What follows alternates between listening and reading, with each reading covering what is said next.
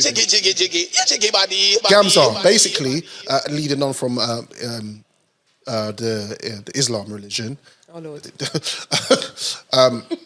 One of the reasons why I wanted to have you here today is because I've seen so much of your Instagram. I've seen so much of a change in your direction with what you post. And I was intrigued.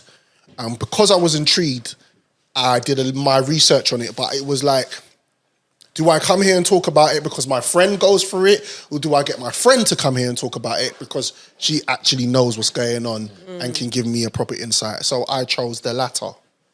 So can you talk to me about your activism and the reason behind why you started doing it and where you're at with it today? Oh God, I think both are correct. I think if you want to talk about it, you can. If you want to bring someone in to talk about it, you can. I think as Iranians, I think we just want people to talk about it. Yes. You know, that's our main focus. So just quickly, because this is a long history of what's going on. No, go for it. The floor is yours. Iran is a Muslim country. So for the last 44 years, you know, we had a king like the UK. We had a king and queen, which once they left Khomeini, which are the mullahs, they entered Iran, and that's when everything changed. The regime was focusing on everyone covering up. It's a very man-run country. Right. So women are beneath. Women don't really have that much power. There is no freedom of speech in Iran. Wow. You know, women are very much like your mum. You stay at home, and that's all you do. You can work, but there's certain jobs you can do, and then certain jobs you can't be, like judges, lawyers. You know, you can't ride a bicycle. If your husband divorces you, you can't have your children. The children belong to the husband. If you witness a crime, you know, your statement, is it a statement in court? Your statement, testimony. Well, I think the statement comes to testimony, right? But basically, that is not acknowledged unless there is another person who witnessed it. And where if a man witnessed something, his statement is valid 100%. Right. You know, a man can divorce a woman by just saying, I'm divorced 3 times. You can have multiple wives. And it's a very, the country is very based on, you know, you do as we say. You can't dance, sing in public. You can't hold hands. You can't be gay. You can't cheat. You get stoned to death. So there's a lot of, you know, madness. Yep. So this has been going on for 44 years. And I think the last 8 months, which I've always followed the history of what's going on in Iran, but you just feel a bit useless. You don't know what to do because you're in an entire different country. And I think it's in 2009, there was something happening. There was a movement where everyone was standing up and speaking up and wanting change. But, you know, Iran is very much like we don't have any brands, American brands. Right. So you don't see McDonald's, KFC, Apple, it's Samsung. Not Westernized, it's not Westernized. Everything is Iranian, like it's all what is in that country. Yeah. TV, you can't watch American TV. It's all what they show you, Iranian TV. Right. So you're very, you know, the internet gets cut off regularly. So there's not much information that goes in and out. So in 2009, when the Iranian people stood up and wanted to fight back, they cut the internet. And they killed about 500 people on the spot in one, like, I think it was a cinema. They just got them in there, burned them alive. And so many more. You know, they execute a lot of people in public. So they cut the internet. So that's when my protesting and kind of, let me see what I can do started. But it was kind of broken and cut down because the internet got cut off. Right. So we didn't really know much. And then they don't have internet. So Twitter was when things started coming out. People would tweet and things. Anyway, we went silent until 8 months ago in September, where a girl called Mahsa Amini was killed because she was... So in Iran, we have more mortality police, which are police that are just go around the streets, and if you're wearing your hijab not correctly, they take you and they educate you. They take you to a center and educate you on hijab and how to wear it. They beat you and do other things to you. So they took her because of her hijab And by the time they let her go, she passed out and she was in a coma for a few days until she passed away. So hence why this revolution now, that a lot of people say is a woman-led revolution, because a lot of women, when she passed away, like, you know, came into the street and was like, what is going on? We are the women. We want to have freedom of speech, freedom of what we wear, what we want to do, as long as we're not hurting someone else. And then, you know, the IRGC, which is Islamic Revolutionary Guard Corps, which is the police, the security guards in Iran, started killing a lot of women. The men stuck behind us, so they started fighting. Right. Thousands have been killed since 8 months ago. There's about 20,000 political prisoners at the moment. So you get arrested purely because you just speak badly about the regime. Right. So they killed a lot of people. When you get arrested, you get tortured, raped. Jesus. This is men, women, children. They've killed a lot of children purely because you just talk either badly about Against the them. regime or you don't cover up. So right now we're protesting. There's like a global protest happening literally every month since 8 months ago, but you don't hear about it because obviously UK had their hand in getting the mullahs in Iran. There's a lot of political things that are happening that they don't want to speak up, you know. And just to make it a lot of people like, oh, don't bring like the race or anything else into it. The only thing we can say is, you know, Ukraine, which we stand by them, we protest with them as well. Ukraine is all over our news and TVs. Apps. We say white because they're white, Caucasian. That's why a lot of people are like, no, but this is That's the real. thing. Just to put it in a very plain sentence, simple terms, is Ukraine is against Russia because Russia is killing all the Ukrainians. Simple words. The only Iran is against the Islamic regime because it's killing its people. Iran is providing Russia with the bombs to kill Ukrainians. So we both have the same enemy, but nothing is being mentioned about Iran. So we all, if the Islamic regime is put under the under the terrorist list, things can start to change. So that's our main focus now. Like people talking, people spreading news, people emailing their MPs, because the IRGC needs to be placed on the terrorist list. Then Ukraine can be exposed. Russia could be exposed. So many people could be exposed. You know, these mullahs, they're very much like, you can't leave the country, because a lot of people say, why don't you just leave Iran? You can't. You can't leave the country without the permission of a man. And you have to leave a child, a house or a horse or something behind so they know you're going to come back. Right? And like, for example, I can't ever go to Iran purely because I've danced on TV. I'm a choreographer, I'm a dancer. That's illegal. I mean, now it's because I'm like forefront, like holding posters up. But it's a very, very, there's going to be a protest next week on the 14th of May, which we're trying to raise awareness because of musicians that have been arrested. That's what you're telling me about. Tumaj Salehi is one of them. He's very political in his rap. He's a rapper. He talks about the regime, how they treat people. They've arrested him just for that. He's been in solitary confinement for 189 days in Iran. In Iran. They've just executed a Swedish national someone, I can't remember the country, but he's not even from Iran. You know, he's lived somewhere else for a very long time. They've just executed him. They lured him into another country, abducted him, kidnapped him, and now he's been executed. So I think it's just we're just trying to get the word out there. That sounds because, you know, awareness. The mullahs are sitting there saying, you can't do this. You can't uncover. You can't go on holiday. You can't be, like, you know, in bikinis, naked. You can't drink alcohol. But all their kids live in America and in the UK. That's crazy. All their kids do exactly what we're not supposed to do in Iran. So it's a bit of a, you know... It's hypocrisy. So it's mad. All right, Ghamzah, can I ask a question?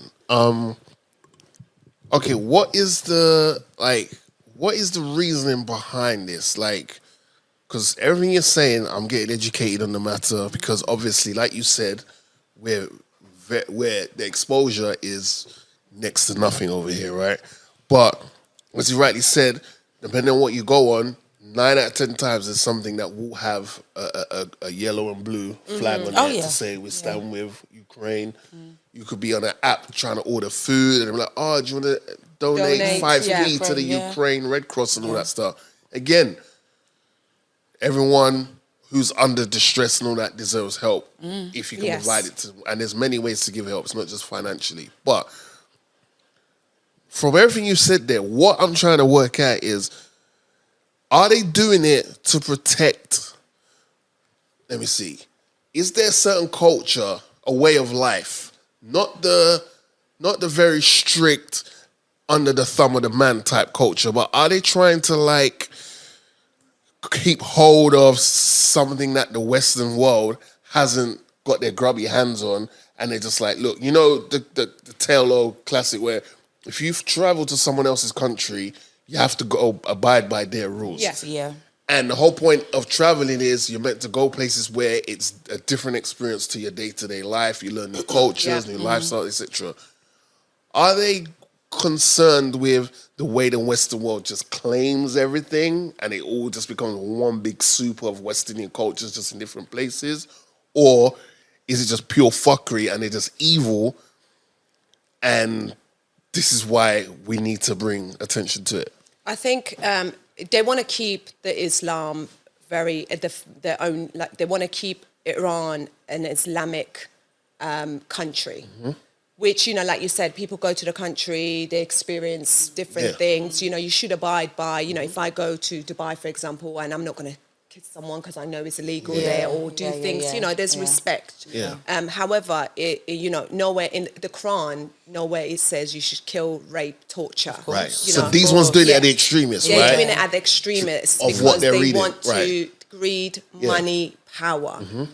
And there's no freedom. You should have Control, the space to have freedom of speech. We can't protest in Iran. Yeah. You can't say, even like sitting here and saying, I don't like, King Charles. Yeah. You're not going to get arrested tomorrow. Where in Iran you do, and you could be executed purely because of that.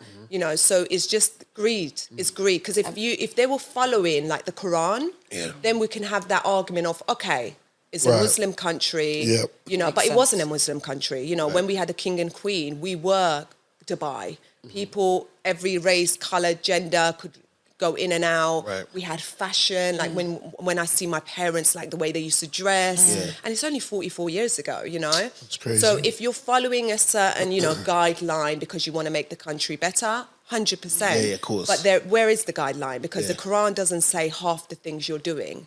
And if I'm wrong, let's say, then why are your kids not doing that? Right. Because if they are from a Muslim country, then why are they not abiding? If Iran is so great, why are your kids not staying? Yeah, why are they in the places, Western Why world? have they run away to a different country? But Iran is supposed to be Because so fantastic. They would, I'm assuming they'd find it hard to adjust. Even me, when I go back home to Dominica, I have to adjust a certain way. Of course. Because it's like I'm coming from the big city, bright lights, all this at the tip of my finger, touch of my finger, sorry. But when I go back home, I have to be like, right, buddy, you have to slow it down a little bit and get into the groove of what's going on. Yeah. So I would assume that the way of how, because like you said in the Quran, it says there's specific guidelines in the Quran, but the people that are doing the guidelines, they're doing it to an extreme. Of course. But they're using the Quran as an excuse. It's like, I'm doing what's in the Quran, but you're doing it at an extreme level that it's threatening people's lives and etc.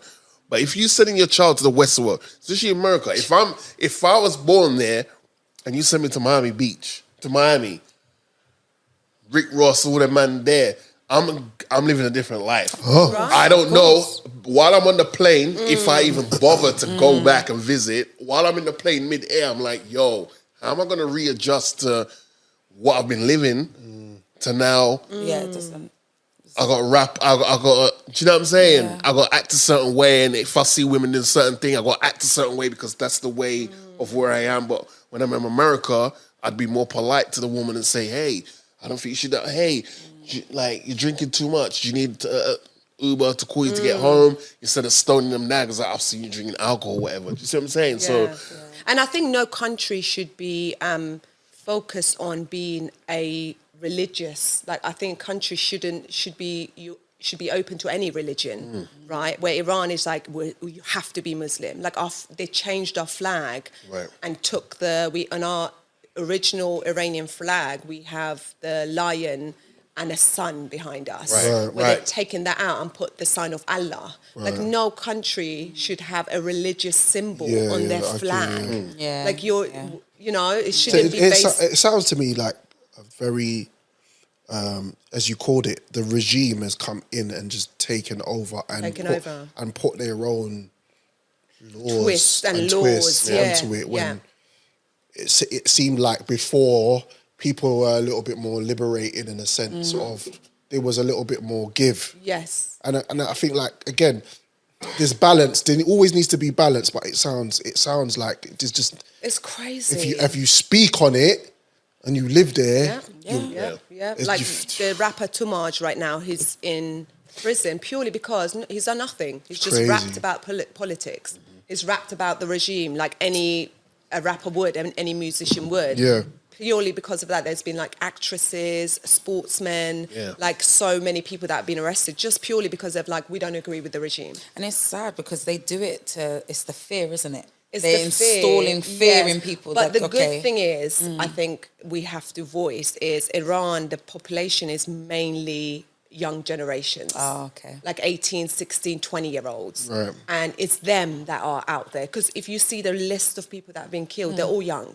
okay. They're not older generations. Like the older generation, I think they're so tired. Yeah. Because they've gone from free world to a regime like a hardcore controlling country. Crazy. Where the new generation, like the women-led revolution is like, listen, if you see your brothers and sisters getting murdered, would you leave the house tomorrow and protest again, knowing you'll just get shot? Yeah. Like that's what they're doing. They're literally leaving and going and just fight. They're amazing. They're fighting for their rights. And I think more people need to talk about it. Yeah. Right. So, on the subject of talking about it, there's many ways to talk about something. We could do it. We've got so many avenues now, which our predecessors would have loved to have had access to in regards to protesting and getting the word out there. So, do your bit on social media. Yeah.